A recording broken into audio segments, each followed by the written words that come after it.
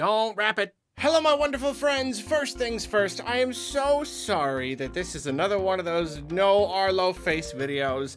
I know in the past, the anniversary videos, I'm usually in it. I mean, gosh, the first one, I even did like a little sketch, and everything. I know this is very low, a little low budget this time. I'm still having great difficulty setting up my studio. It's a big, long process, and I did not give myself enough time for this video. I actually forgot it was a thing, but now I'm doing it. We're here. We're at least gonna do this. We're at least gonna have a little chat. Point is, the Switch is 4. The Switch is 4 years old. It's been walking for years now. It's talking. It's making complete sentences.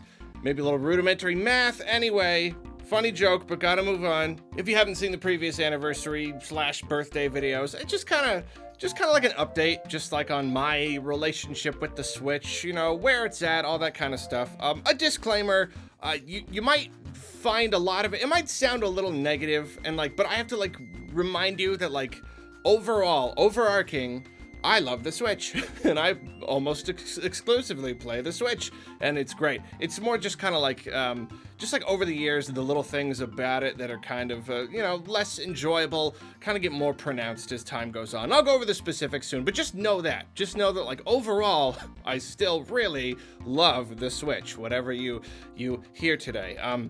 First things first, we are officially in the second half of the Switch's life. The Switch is over halfway through its life. And we assumed it would probably be about 7 years, seems to be the industry standard now, at least for a console that's doing really well, you don't necessarily want to replace. 7 years, and Furukawa himself said they've entered the second half. And in fact, if it ends up going 7 years, that means that we are more than halfway through. That means it's only got 3 years left. And that's really crazy. 2020 really messed everything up. It's that thing where some stuff feels like it was simultaneously 2 seconds ago and a million years ago. And it's kind of like that. The early days of my channel and the early days of the Switch, they feel like a long time ago, and they also feel like they were 2 weeks ago. I'm not really sure why. But the Switch, for such a long time, it was the new thing. It was the big, crazy, exciting new thing, the new direction for Nintendo and everything. And now, we're entering its twilight years at this point. If it does go 7 years, and if we start seeing stuff, rumblings about the successor, a year before that launches, that's 2 years from now. That's 2 years. That means we are 2/3 of the way through the Switch, to the point of hearing about the next one. It will not be that long at all. So I don't know, I just think that's really weird. Just kind of cresting over into the second half. It's a little surreal. And kind of as you've seen with plenty of my videos, especially the 2020 year-end review, that kind of thing. It's been a long process, kind of the beginning of the Switch's life. Everything was so fresh and new, and it really seemed like Nintendo was getting a hold of everything. But just slowly over time, just controversies and really just falling into that. And, it's expected, I don't think anyone expected Nintendo turned a complete 180 and they were perfect forever. It was fun to imagine that might be the case. But obviously a lot of the hardware issues are still a problem. I am still experiencing Joy-Con drift. At this point, I'm going to have to start looking a little better into how to repair them myself or get my friend to do it or whatever. I know there are ways to help it out, but it doesn't seem like there's a way to permanently, I don't know. It's a whole thing. So that has been a bummer. All my Joy-Cons have drifted. My most recent pair is starting to drift. I talked about that in my Pikmin review. I couldn't even play it properly in handheld because of the drift, and there's a little dead spot, and yeah. It's a whole thing. So yeah, that is all disappointing, every year. Every year we get a little further away from that beautiful, sparkly, everything is perfect launch, and more into Nintendo, they're a company, all right, and they got the limited releases and everything. Kind of just, this is simultaneously a new era of Switch success. It's been very successful since launch, and yet 2020 it was just a whole new Switch renaissance with the Animal Crossing and everything. Massive, massive explosion. And yet, more than ever, we see Nintendo's flaws, the system's flaws, and all that stuff. But, whatever. Let's move on to the Switch itself. What have I been playing? What have I been playing for the last year? Not a massive number of first-party titles came out last year. I'd say the only one that got a really significant amount of time from me. I did do Pikmin, but I burned through that pretty quick. Age of Calamity, you know, working through that. You had your little handful last year, but I would say at least until, I don't know, until Nintendo really picks it up and, you know, maybe Breath of the Wild 2 or something, but it's been the indies. It's mostly been the indies. Like, my backlog is so big. I'll talk about the backlog in a second. Oh gosh. But it's like, it's mostly just indie games, and that's where I've been playing indies, and it's been obvious. It's another one of those things, been obvious since the beginning. It's a perfect little indie machine. But every year that collection just grows and grows, and my backlog grows and grows and grows. So that's what, I don't know, like, whenever I sit down to play a game, I find myself being like, what's a cool little indie I can play? What's some shorter little game I can, you know, I can fire up and enjoy? It really has become the most perfect little indie machine in the entire world. It's terrific. The indie scene seems like it's stronger than ever. I know there are still issues with the eShop. You know, it's been 4 years, and yet Nintendo, that's a good thing to talk about, how it's been 4 years, and yet the Switch UI hasn't really been improved that much. They've definitely brought some cool features, you know, the button mapping and all that stuff, but like, folders, gosh, I just want folders so bad. People want themes. I do not care about themes. I really, really don't. I just want folders. I just want to be able to put all the games that I want to play right now, currently, into a folder, or even just one folder. Games I've already played. I don't want to see them there. I still want them available in icon form, but I want it when I'm thinking of what game I want to play. I just want to see them all in one spot. It's all I want. So stuff like that. The eShop is still not great for discoverability. There are still a lot of problems with it. They've added these teeny tiny incremental improvements. So yeah, after 4 years, I mean, like, first year, maybe even 2 years, you can see that being a little bit shaky. But after 4 years, if they still haven't improved the eShop that much, it's kind of like, yeah, they're probably not gonna, are they? I mean, like, you look at this, like, deep systemic stuff, that's the kind of thing you want to fix early on. If you don't fix it until, well, we're kind of over the hump anyway, we're in the second half, we'll just save the improvements for the next Switch. I don't know. I mean, I don't know if they're thinking that, but it starts to feel that way. So that is another disappointment, coming 4 years and not having much there. But the entire point I was trying to make was, I mean, that was a good point itself, but indie scene, thriving, tons and tons of indies on Switch. It's great. And I love it because it's like, I mean, like, I don't know, anytime Nintendo's first party output, you know, that's my main stuff. It's the main stuff that I play. So anytime that's lagging, never a lack of stuff to play. Absolutely never. Just so many things on the eShop to buy. I could go on. You know what I'm talking about. You know how many awesome indies are on the eShop. What was this? 2017? What do I gotta go on about indies like it's a big new thing? I will say though, because this is about my experience with my Switch personally, not just the state of Switch. Haven't played a lot. I've gone on about that before. Haven't had a lot of time. Been so busy. I just haven't been able to play video games as a whole as much as I want to. I am trying to get back into it and starting to go through little indies and stuff I have on the Switch. And real point is though, one thing, there's a couple different patterns that you see if you have watched all of these anniversary birthday videos. You'll see patterns. There are certain things, just trends of me and my Switch that have grown stronger, they've trended in one direction over the years. One of those things is me playing in handheld mode. When the Switch came out, I had Breath of the Wild, and then of course later in the year I had Odyssey, and so I was playing handheld all the time. All I wanted to do was play Switch any spare moment. I went on and on about it because it was true. You know, even I'm like rendering a video, waiting for something to load. You pick it up, you pop it on, you play it for even just like a minute, you know? And yet, over time, I just got less and less into playing handheld. I don't know, like, I think it's a combination of things. It's like not feeling like I have even those little bits of time anymore. My eyes are just more tired from looking at screens. I guess I got a smartphone a lot later than most people. So it could be that the more I'm on my phone, the less I want to be looking at the little Switch screen. I'm just more comfortable with the big screen. Especially now, I recently finally got a nice entertainment setup in my room, so I can just kind of play in there. So yeah, I mean, like, I've played handheld less and less every year. I want to say this last year, easily the least. Almost none. If I'm honest, probably almost none.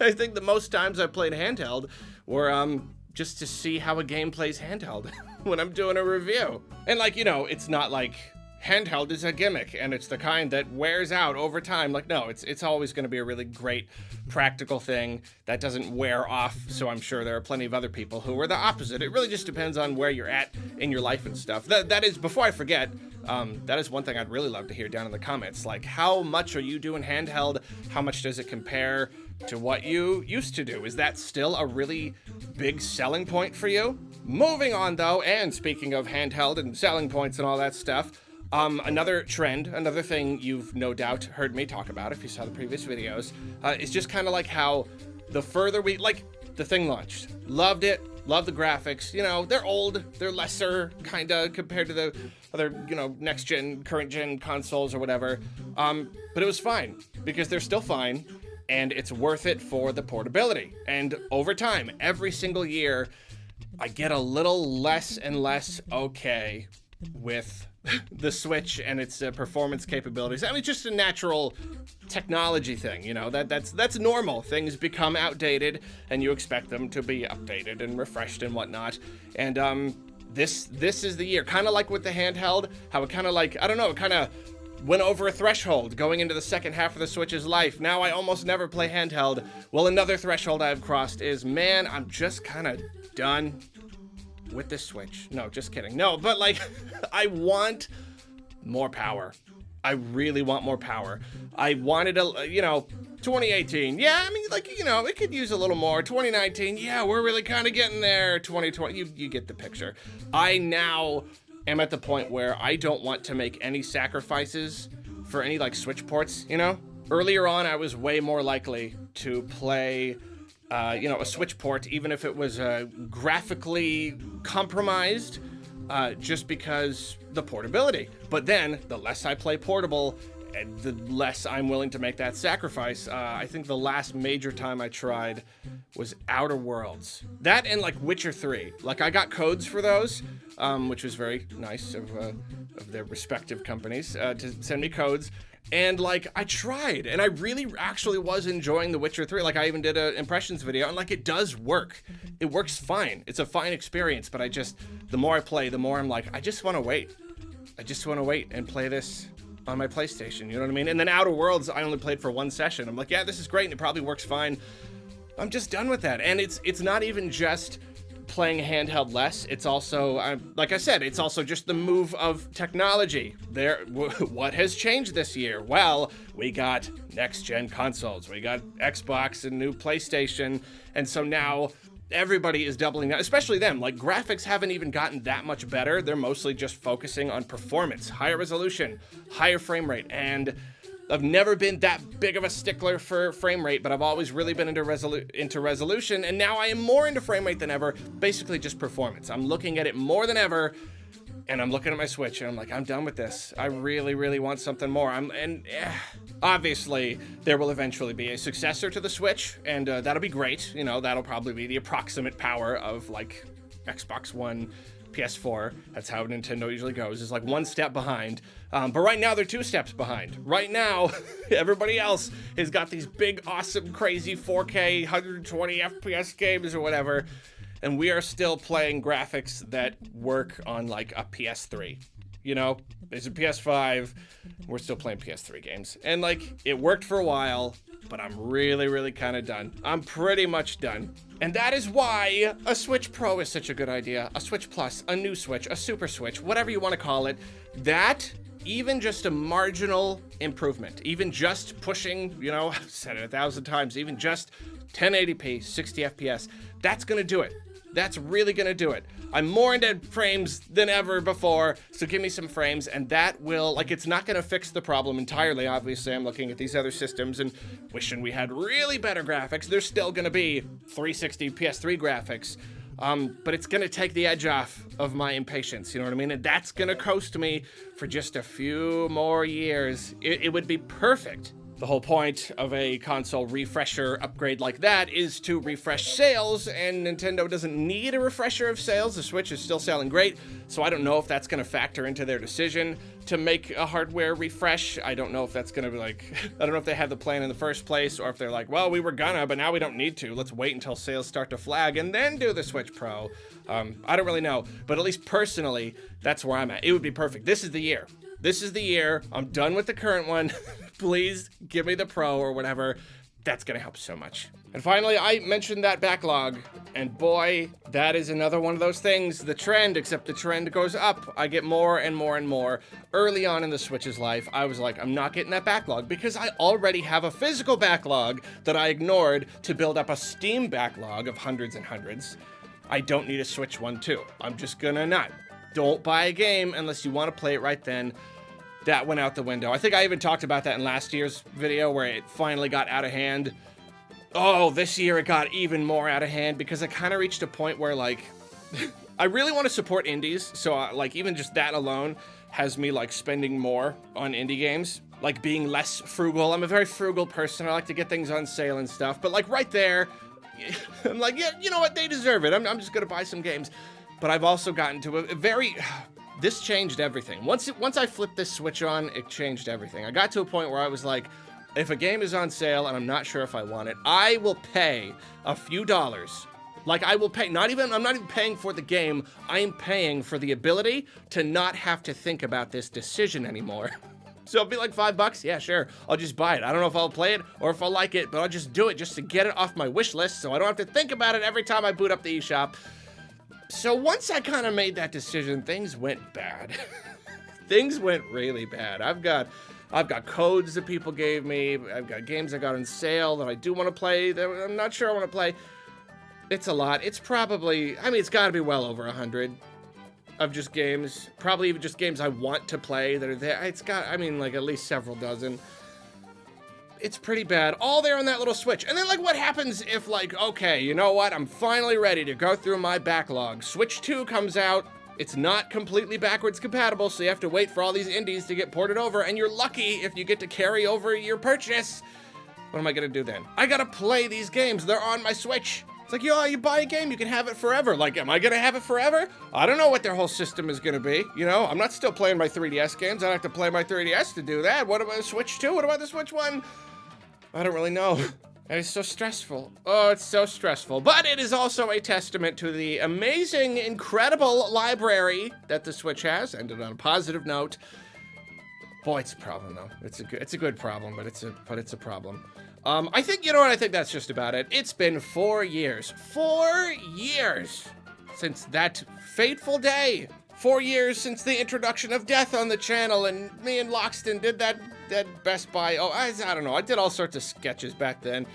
It was a whole lot of fun. So every year, whenever it gets to here, I just get to reminiscing about just, man, how exciting and fun those early days of the Switch were. Just the Switch presentation. I don't know, man. It was just, I mean, I'm sure I'm always gonna have a nostalgic soft spot for the Switch, which is weird, the idea of being nostalgic for the Switch, because that's a thing. It just came out, but it's the thing right now. But someday, I know I will be looking back on that launch just as I am right now. But I can't get too nostalgic. We still got a whole lot of Switch life left. Lots of games to come out. I mean, that's one final thing I could say. They've released, like, all the games. They've done games for almost all their major systems. At this point, if we're back on State of Switch now, what comes next? Obviously, there's a handful of stuff that comes next. Is like, are they going to be focusing on new stuff, sequels?